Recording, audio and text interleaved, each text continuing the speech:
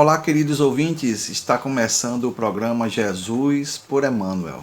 Estamos estudando o livro Caminho, Verdade e Vida, psicografia de Francisco Cândido Xavier, pelo Espírito Emmanuel. Hoje estudaremos o capítulo 96 com o tema A Coroa. Eu sou Carlos Henrique e farei o estudo com vocês. E vestiram-no de púrpura, e tecendo uma coroa de espinhos, lhe a puseram na cabeça. Marcos capítulo 15, versículo 17. Quase incrível o grau de invigilância da maioria dos discípulos do Evangelho na atualidade, ansiosos pela coroa dos triunfos mundanos. Desde longo tempo, as igrejas do cristianismo deturpado se comprazem nos grandes espetáculos através de enormes demonstrações de força política. E forçoso é reconhecer que grande número das agremiações espiritistas cristãs, ainda tão recentes no mundo, tendem às mesmas inclinações. Individualmente, os prosélitos pretendem o bem-estar, o caminho sem obstáculos, as considerações honrosas do mundo, o respeito de todos, o fiel reconhecimento dos elevados princípios que esposaram na vida por parte dos estranhos. Quando essa bagagem de facilidades não os bafeja no serviço edificante, sentem-se perseguidos, contrariados, desditosos. Mas e o Cristo? Não bastaria o quadro da coroa de espinhos para atenuar-nos a inquietação? Naturalmente que o Mestre trazia consigo a coroa da vida. Entretanto, não quis perder a oportunidade de revelar que a coroa da terra ainda é de espinhos, de sofrimento e trabalho incessante, para os que desejem escalar a montanha da ressurreição divina. Ao tempo em que o Senhor inaugurou a boa nova entre os homens, os romanos coroavam-se de rosas, mas legando-nos a sublime lição, Jesus dava-nos a entender que seus discípulos fiéis deveriam contar com os distintivos de outra natureza. Quando dialogamos fraternalmente com amigos e irmãos de outras vertentes religiosas, e esses perguntam a respeito do anticristo na visão espírita, vem em nossa tela mental, como um flash de luz, a resposta de que os maiores inimigos do Cristo atualmente são os próprios cristãos. Emmanuel, no início desse estudo, deixa bem claro sobre isso. A pompa, o luxo, os títulos de hierarquia, a reverência, mostrando essa coroa adornada com os louros do orgulho. A história da humanidade prova, através de documentos, as disputas políticas do clero com os impérios, chegando até a derramamento de sangue para a conquista de riquezas materiais e o poder absoluto. Não ficando para trás, a invasão de países não cristãos, para que, em nome de Deus e pela força da espada, houvesse a conversão de todos.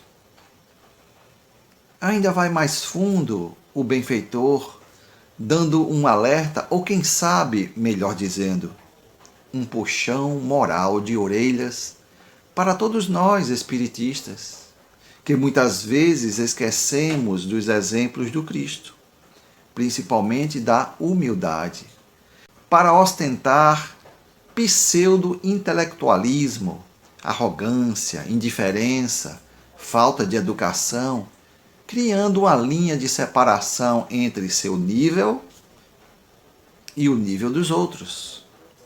Devemos lembrar que somos enfermos em nova oportunidade reencarnatória para fazer um exame de consciência e trabalhar a eliminação das paixões inferiores que insistimos em carregar. Em O Evangelho segundo o Espiritismo, o Espírito da Verdade informa claramente que o verdadeiro espírita ou cristão, que são a mesma coisa, luta para vencer suas más inclinações. A doutrina consoladora é tratamento de saúde espiritual constante. Não podemos esquecer jamais. Mas vamos dialogar com o bom senso. O que significa coroa?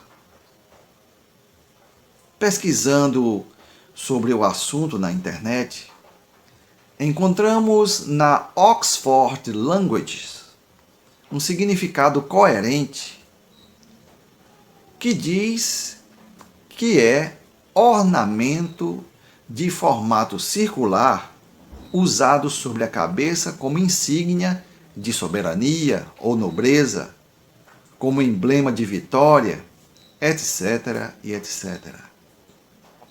Ficamos a indagar. Disse que um rei, rainha, imperador, soberano, líder são representantes exclusivos de Deus na Terra. Mas quem determinou esse título? Em todos os povos da antiguidade, houve essa referência a exemplo dos faraós, representantes do deus Ra. E pedimos desculpas caso a informação esteja equivocada. E no caso de Jesus, colocado pelo apóstolo Marcos, foi realmente uma coroação digna de um soberano? Meus irmãos, usemos nossa tela mental para remontar essa cena. A primeira imagem, sensação que sentimos é a do sarcasmo, da superioridade como nação subjugando a outra, da extrema humilhação. Será que aquele centurião não sentiu algo diferente nas fibras de sua alma? Quantas vezes fazemos a mesma coisa com os nossos semelhantes, dando-nos como intelectualmente, financeiramente, ou por sermos de um país mais poderoso que o nosso, num ar de superioridade? A mesma história que traz essas notícias é a mesma história que mostra o resultado daqueles que se impuseram. Exemplos. O que é o Império Romano na atualidade? Ruínas. Voltando a falar de Napoleão Bonaparte, qual foi o resultado de seu império, de suas conquistas sanguinárias? Este que se autoproclamou imperador da França, tomando a coroa das mãos do bispo. Morreu solitário em uma ilha. E nosso Senhor Jesus Cristo foi coroado com uma coroa de espinhos. Imaginem, quando vamos pegar em uma flor para sentirmos o seu perfume, primeiramente tocamos o seu caule, a sua base, com muito cuidado por causa dos espinhos ali encontrados. E que não escapamos algumas vezes de uma espetada. Imagine aqueles espinhos na cabeça do Mestre, ensinando-nos silenciar, mesmo que tenhamos alguma autoridade. Mostrou-nos a fé no futuro, o tesouro imperecível da humildade e, por fim, a soberania do amor diante do poder temporal. Vamos destacar novamente a obra Há 2000 anos, naquele diálogo de Jesus com o senador Públio Lentulus.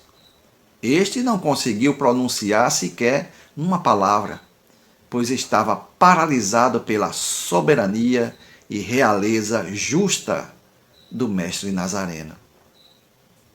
Por falar em realeza, Em O Evangelho segundo o Espiritismo, no seu segundo capítulo, intitulado Meu Reino não é deste mundo, encontramos uma lição nas instruções dos Espíritos, tendo como título Uma Realeza Terrestre, de um espírito que identificou-se como uma rainha de França. Contando seu drama ao chegar no mundo espiritual, onde esperava que seria recebido como soberana, e qual foi sua decepção? Ver acima dela homens que acreditava pequenos diante de sua realeza, que foram desprezados porque não tinham sangue nobre e que agora teria que servir a eles. Será que estes a trataram-na com indiferença, sarcasmos e humilhações? O que era muito comum nos impérios? Claro que não. A autoridade é toda moral, mas com todo amor presente em seus corações. E neste mesmo capítulo, no quarto item, estudamos a lição sobre a realeza de Jesus, onde resumidamente podemos compreender que há dois tipos de realeza: a temporária e perecível, e a outra que atravessa o tempo, conquistada com mérito. No caso do Cristo, essa realeza é moral. Mas a humanidade parece que ainda não despertou para esses aspectos. Não analisa as situações, dando preferência às futilidades e abstrações. Duas frases do benfeitor Emmanuel ecoam em nossa mente acerca do tema hoje aqui exposto.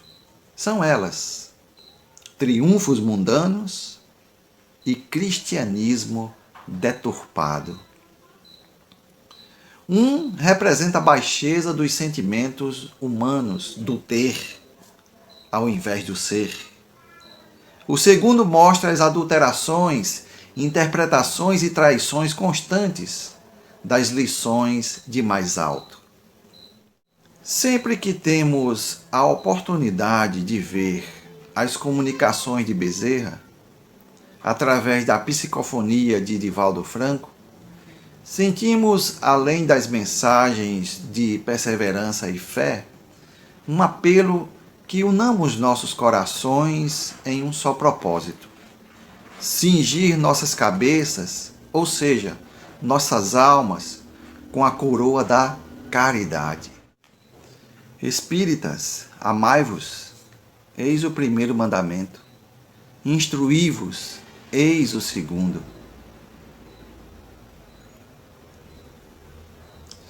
E finalizamos com uma lição do soberano Rei: amai-vos uns aos outros, como eu vos amei. Jesus de Nazaré. Essa foi nossa contribuição para o estudo da obra Caminho, Verdade e Vida.